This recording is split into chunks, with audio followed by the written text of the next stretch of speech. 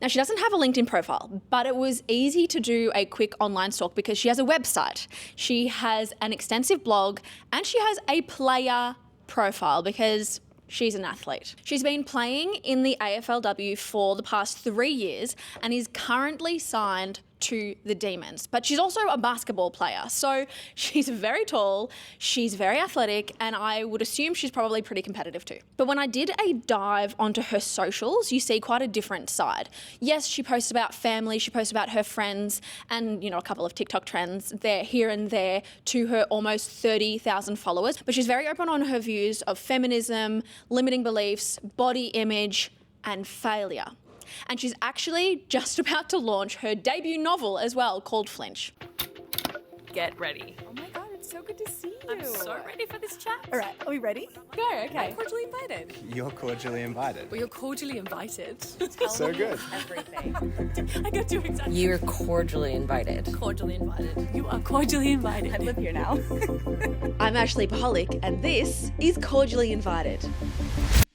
Saray Taylor, it is lovely to see you. Lovely to see you, Ash. I've got to say, you're not as scary in real life as I thought you'd be. Were you going to be scared of me? Are you feeling scared? I just feel like any AFLW person, any elite athlete, you've got to be a little bit crazy. You're going to be a little bit scary, So funny. you hit people in the face. You don't care. That's what. How are you not going to be scary, Yeah, that's so I feel like I'm such a sook. So then when I hear that, I'm like, I was scared of you coming in. I'm less intimidating.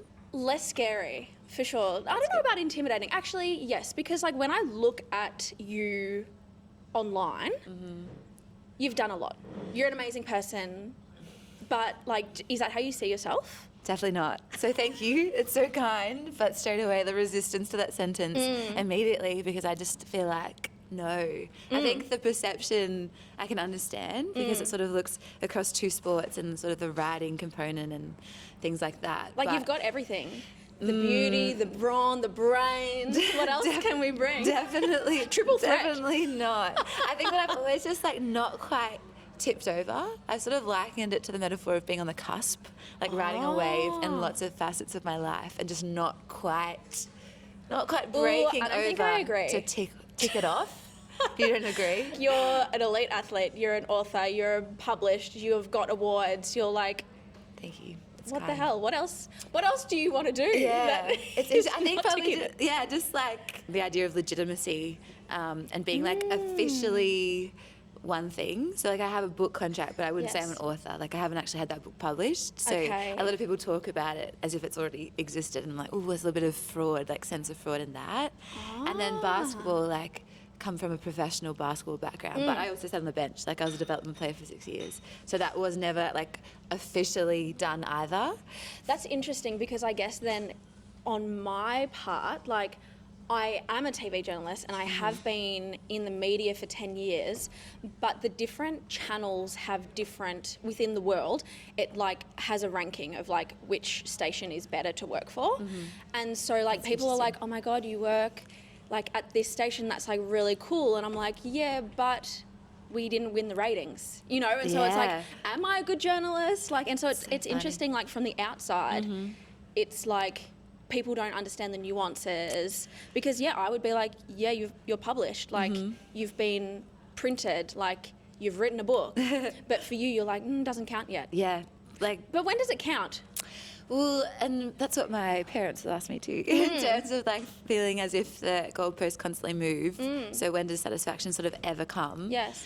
I would say just a little bit longer, and then eventually I'll be able to be yes, I've done it. But it is a good point, and I think that's why when people talk about the journey being so important, I really do agree with that, and I buy into it, and it's probably shaped me more in terms of trying to be present.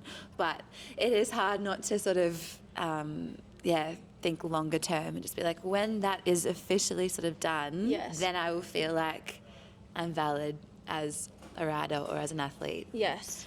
Etc. etc. But I feel a big part of taking those steps and actually being successful is the journey along the way. And a lot of the time the journey along the way has bumps, has failures. And so I want to talk to you about that because I feel it must be such a big part of your life. What do you define as failure? Yeah. Huge question It to is start a big with. question. It's a big question, and I would agree. Like, I would say it's a big part of my life, and it's something that I've really tried to own, and something that I'm trying to reframe, something that brings me pride instead of a sense of shame. Like, Yes. because it's very easy, I think, just to feel quite inhibited by those experiences. What I've always operated off, if I'm thinking back, and what I think, I guess, is still the model, is when I set a goal and then it's not achieved. Like, that for me is a failure, but it's not necessarily a bad thing. Like, it can be a disappointing thing. As we spoke about it being sucky, like, it can be a bit embarrassing and sad, etc., but also is an opportunity again to try something else and to challenge myself in a different way and persist. So I think that that has to be the way I define it. So you're trying to sit in the failure and redefine what it means. The word failure has changed for me a lot over the years, and I think that it consistently changes. Yeah. And I do catch myself feeling like I'm basing it on what society or social media thinks of me a lot of the time. But I'm trying to catch myself out when that happens and like try and rewrite that narrative. And so I think that like personally, deep down, failure for me is like not doing something for no good reason. Ooh. Yeah. So That's a great answer. Yes. That's really good. The other week, one of my friends was like, oh, he was doing a pitch night. He was starting a pitch night, and we were talking about it, and I was like, yes, like, go you, like, this is incredible. And I was like, I'll come, support you, like, whatever. And then he was like, oh, actually, do you want to pitch? And initially I was like, no, ew, like, that makes me so scared and nervous. Like, I can't do that. Like, why would I pitch? Like, what the hell? And then I was like, Ashley, this is like what you do. And also, if it scares you and there's no good reason not to do it, I would count that as a failure. Yeah, awesome. Because it's like growth. Yes, absolutely. Like, I'm not saying don't jump out of an aeroplane because you don't care to. Like, I don't know what growth that's bringing. I don't know. The ego comes into it a little bit from what I'm hearing you say, like the pride to keep going. Yeah. When you're saying that, who defines success though? Like, are you getting that from outside factors? Like, are you thinking, what are other people thinking of me? Like, what do my parents think of me? Or it's funny, is that for like, you? yeah, the word pride often, like, the connotations of ego, but I would say it's more identity, like pride in the sense of feeling strong in myself enough to be like, despite it being a little bit yuck and sad sometimes, to persist anyway. And so I think, as much as like anybody, external validation, great, Yeah, love it. we kind of Please flatter me. give it to me. Give it all to me. I think that it's always been like quite internal. Like, the sense of failure has always come from my own personal goals and then not Really? achieving them. Like, there's always been that level of like, That's nice. yeah. I feel like I'm like, it sounds external. like kind of healthy, but then It also still is annoying. I don't know if I. Does that mean you're really hard on yourself then? Or do you just have like a really strong drive? See, this is going to make me sound like a real little nerd, but I would say, like, when I've spoken to the psychologist previously and we talk about that, like, critical inner voice, I would say my inner voice is quite, like, nurturing. Like, she's firm. What the hell? Thanks, everybody. Can you teach me? Like, honestly, that's what I'm paying my psychologist for now. It's so funny. I would say, like, I'm firm with myself, but I would like to think I still have compassion. Like, it's always something that, instead of it being like, you suck, it's like, we have struggled with this, but we're going to, like, there's a lot more sort of collective voice as opposed to Yes. it being punitive. Yep. So I think, yeah, it still can be really kind of strenuous because I set lots of goals and I therefore constantly fail. But Yeah. I think I feel lucky that I'm on my own side. Like, I feel like we're in it together. So if you do you have any failures that you could share? Yeah. How long does this podcast go for? I would say pretty much like I started basketball as a child and I played relatively elite basketball all the way through. And that is just completely demarcated by failure. Like, that was just all the way, like, every sort of little wind in the journey through that elite pathway into the professional league. Like, yeah, we're talking at every turn, really just Give me a little identity example. forming. I think so, like, for basketball, when you're a child and then you're an adolescent and then you're an adult, to get into the professional pathways, you come through junior pathways, so Yeah. like the state teams and the high performance programs. And so when we talk about being on the cusp, I was very Yes. much just like benefiting from the system by having like a foot in there, but Yep. also very much being on the periphery. So Okay. I had more sort of status or privilege than some of my club teammates, but then not anywhere near enough, like as much as the players who are like more marquee in the Yes. 5 or the 10. Okay. And it's funny because like as an adult talking back, like it was so many years ago, and so you were so young. So like the intensity of the failure can sometimes seem disproportionate because it is like children in sport, right? Like if little kids playing basketball. But I think when you're living it, like kids have so much, like, Resilience. yeah, and so many feelings. Like we sort of, there's no more legitimacy of emotion when you're an adult. Like that is equal all the way through, no matter what your age is. So those experiences definitely Yeah. shaped me. I feel like you've got a really healthy relationship with failure because it sounds like you don't care and you just keep going. Has there been any points where you're like, maybe I should stop? Yeah, that's so funny. It's such a good question because on one hand, I feel like not caring or just being able to keep going, like fail and then just set the new goal and just move on is healthy. Like it makes you high performing or whatever, or high functioning was the word I'm looking for. When you're not performing, it's just high functioning.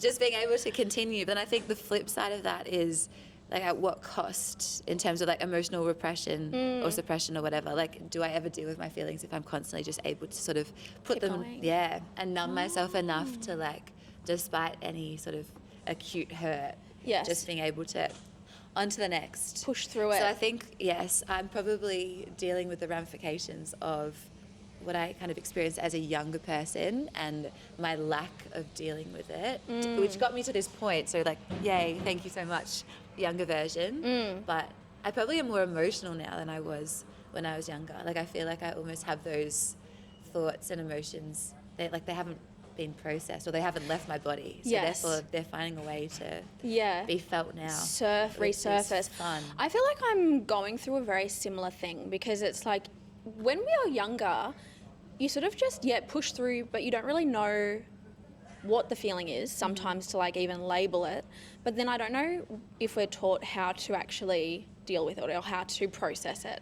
Yeah. Because like I'm looking back at my first couple of years in the media and it was like hard. It was hard and there was like I would cry like a few times a week and like in front of people. I was like I didn't care. No shame because like that's how like built up everything was. And I don't have the same maybe I don't like the word resilience because it's like it's just a different capacity for what others are bringing to me and how I feel, maybe. Yeah, absolutely. And I think we do go on in this particular society a bit about resilience. Yeah. And like we're worried about the future, like the children currently growing up, like not going to be resilient enough. Yeah. And when I was a kid going through sport, it When I was a it kid. it was all about resilience. It was all about like Yes. you Keep sort going, of- push yeah, through. and you suck it up and you like you're tough and it's something like you feel disappointed and you push on and it's for the sake of the team.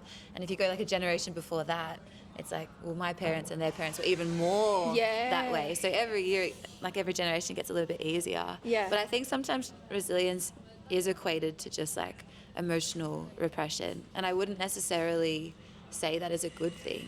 True. Like I think you should be able to persist and it's really healthy to fail and then continue anyway and to sort Yeah. of feel humility and have all of those experiences that shape you.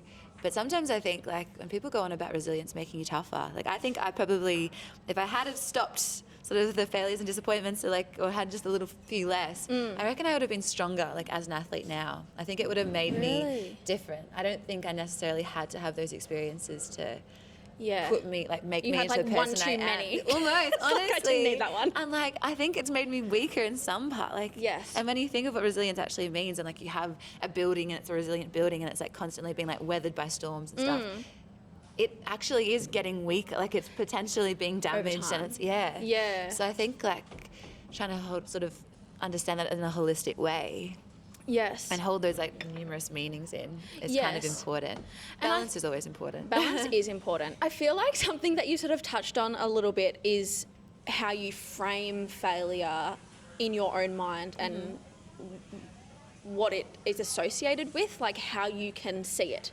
So like sometimes if I have a failure, I then go, okay, well, it wasn't a failure because I learned, or it wasn't a failure in the sense of the word because I got XYZ, or it's going to help me be better, or like it's given me some sort of lesson, like I've been able to spin it so that it's not connected with the bad connotations of the word failure.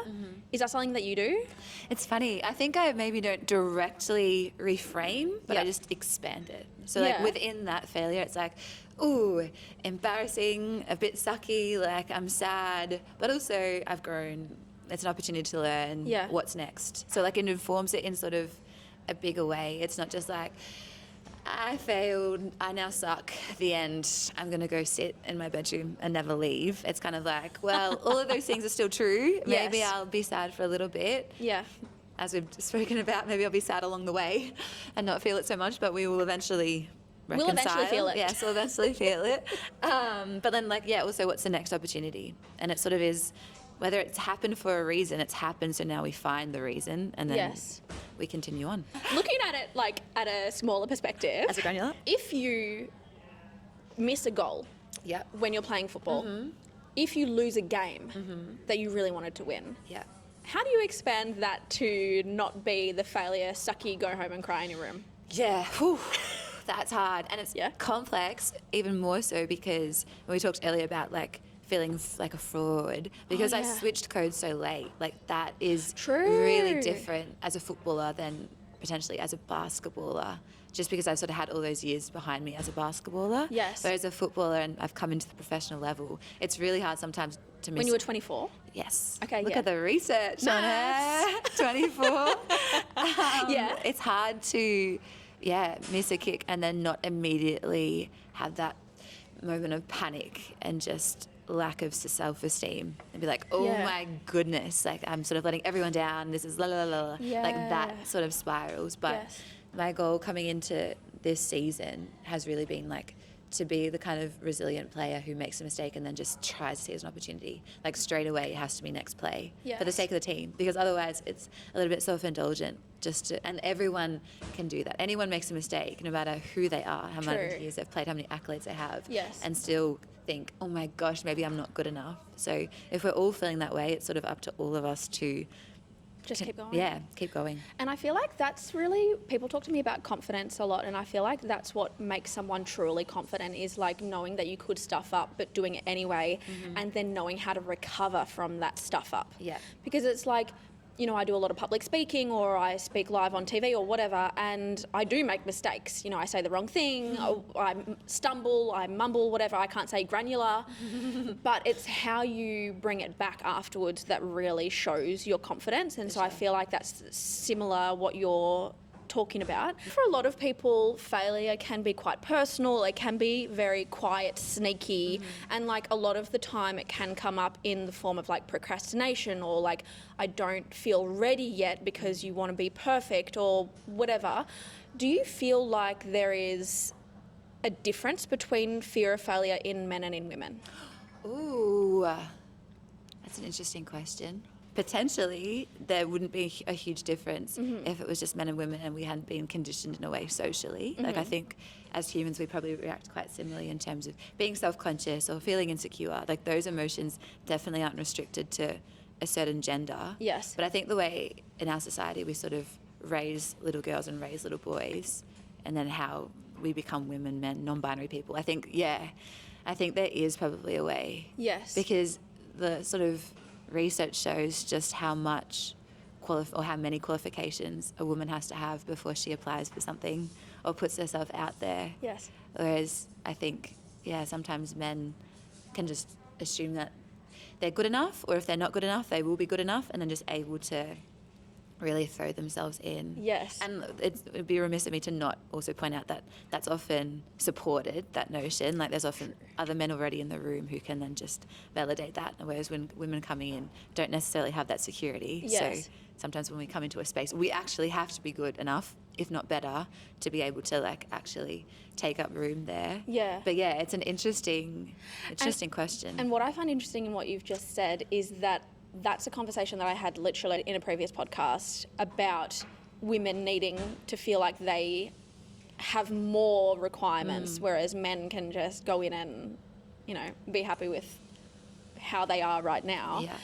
I feel like there's a little bit of a difference in terms of the outcome of failure for men and women. So like for women, I think that we're scared. Me personally, I'm like scared of looking stupid or silly or like feeding into that narrative. Like I'm a blonde girl and people have they see me and they think certain things about me. And so I feel like my fear of failure is like thinking that I will feed into that narrative. Whereas I feel like for a lot of men, it can be more emasculating or like they want their ego. So, like I feel like that is more of where their fear comes in. Yeah, it's I'm not going to speak for all men. Yeah. But, like... Are you sure? Do you want to try?